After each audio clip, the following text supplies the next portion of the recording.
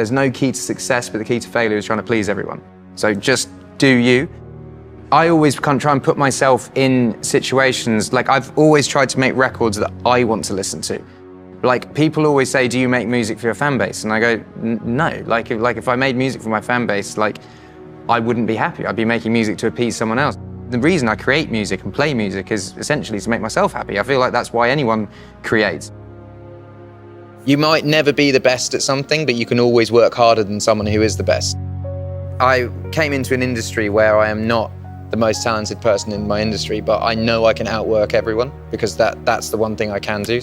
I just think being yourself is so powerful. And I feel like a beautiful person, but without sounding weird about it, but because of it, I have now a confidence in myself. Because of being myself, all of these great things have happened. So now I can walk into an award show dressed however I want and be super confident about it because it's like I've done what I set out to achieve without compromising. You're allowed to be artistic and don't let anyone dim your light. Like you should always shine as bright as that. But it's about instilling confidence in people. And I think me having success, I can say to her, look, I was really weird and I've managed to have success. So if you just carry on doing you, you're going to have the same thing. If you fail, you've not lost anything. And if you achieve and make it good, the possibilities are endless. Everything leads up to a point and there's steps that you have to take basically, and just remind yourself of the steps. Should I do this? Should I not do this? I'm just going to experience it. Of course I'm insecure. Everyone I know is insecure. I think successful people are overly insecure because you have people kind of poking holes in you the whole time. I think because most men that I know are insecure, but for fear of being called a precious little snowflake would never say anything. And my dad always said to me, like, if you don't need to get a degree to do a job, then go out and experience it. Like, you know, if you want to be a doctor, go and get your grades and stuff, but if you want to be a musician, your education is going to come from doing shows, writing songs, practicing, meeting people, networking. So just start off as early as possible and do that. Theory about the 10,000 hours theory. When I first started out, I saw Damien Rice in concert. I mentioned it in a song. I said, I won't stop till my name's in lights, Stadium Heights with Damien Rice. And literally, like, I watched him and was like, I want to do that one day. And wrote a million songs, did a million gigs, ended up kind of doing a similar thing. But it literally came from writing a song a day or 2 songs a day or 5 songs a day and just getting all these songs out of me, doing a million gigs, sometimes 3 gigs a day. We did 6 gigs a day one year at Glastonbury. But I think you view it as a dirty tap. When you switch a dirty tap on, it's going to flow shit water out for a substantial amount of time, and then clean water is going to start flowing, and now and then you'll get a bit of shit, but as long as it gets out of you, it's fine. So with songs, you're going to write shit songs at the beginning. My songs were terrible. My raps were terrible. Like, I listened to it the other day, it was awful, but I got it out of me, and the more and more you write, the more and more you experience, and then you start flowing clean water, and songs start getting better and better and better, and when you're on a good streak, you're writing good songs now, and then you're going to write a shit song, and that song is out of you and you can move on. And it's the same with gigs. Like, you will always play bad gigs at the beginning. That's what you need to do, and then the more gigs you do, the better you'll get. Now and then you'll have a shit gig, but that's all right because you've got it out of you and you've experienced it. So I just say the more and more you can do, you put in your 10,000 hours, write as many songs as possible, gig as much as possible, always be nice to people, because that is how the music industry works now. It doesn't work on who's the best, it works on who's got the best music and who's the nicest. The key is not to be swept up. I'm an artist, but I'm still a human being. I'm not a pop star. You know, I'm still a normal guy that grew up in the countryside, and as all my friends are still the same. I drive a Mini Cooper, I shop in the same supermarket. I feel like the moment you lose that, you start losing your audience, because people can't relate to you. So you just have to be human.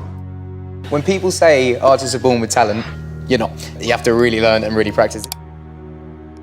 I've always had an ethos of just working harder than anyone else that I admire and respect, and trying to portray and be nice. My dad always told me, choose someone you admire and work harder than them and be nicer than them. I don't know, there's a few things, but someone said something to me the other day when I was in the studio, and he said, dare to suck, which I thought was a really, really good thing, where you're not afraid to fail. I think that's a really good thing for a musician to have. So yeah, dare to suck, basically. I want to stress the point that it's not, stuttering is not is not a thing you have to be worried about at all. And even if you have quirks and weirdness, you shouldn't be worried about that. The people that I went to school with were the most normal and were the coolest when we grew up. Like I was telling Emily earlier that one of the cool kids from school now does my plumbing. So that's a fact. That's a fact. So my thing that I wanted to stress most tonight is not necessarily to shed light on stuttering or make it a thing. Is to just stress to kids in general is to just be yourself, because there's no one in the world that can be a better you than you. And if you try to be the cool kid from class, you'll end up being very boring and doing plumbing for someone. And yeah, it's just be yourself, embrace your quirks. Being weird is a wonderful thing. My goals and dreams, I've said this a million times, my goals and dreams are always to play Shepherd's Bush Empire and have a gold album. And with the week the album came out, we played Shepherd's Bush Empire and the album went gold. And then from there, it's just kind of gone. So it's quite easy for me to be myself because I've been every step of the way. Every time I've been myself, I've had success in it. But I think it's hard when you've had a lot of success musically, maybe doing something that you didn't believe in 100%. You know, sometimes the success that you find isn't actually you being yourself. But also I think it's the fake it till you make it attitude of, if you let people think you're successful, then you will eventually become successful. My pain might be different to someone else's. It might not be on the scale of anyone else's, but it still creates music.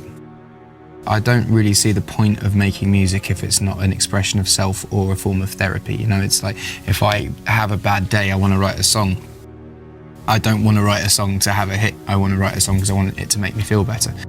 When you're angry with something, you write either an email or a letter to that person, and then you just write everything down and then you don't give it to them. It's just about getting it out, and it just makes you feel better. You have it, you read it, you rip it up, you're done.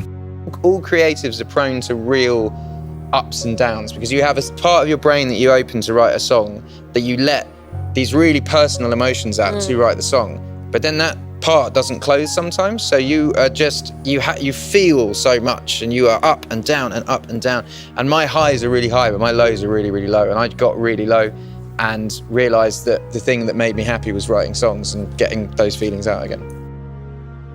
I find I've been working on it for the past eight years, and whether it be getting rid of a phone and only answering emails like, you know, twice a day, or whether it's like cutting down my friendship group to the bare minimum just so I trust everyone, or whether it's living in the countryside in the middle of nowhere and kind of closed off a bit from reality. I think all of these little things are in place to protect my mind, and it's all working, I think.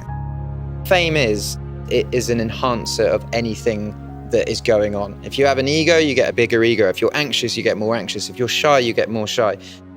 I look at my dad, and my dad has 4 friends now, and they're like his core friends. And he probably had 20 friends when he was 20 or 25.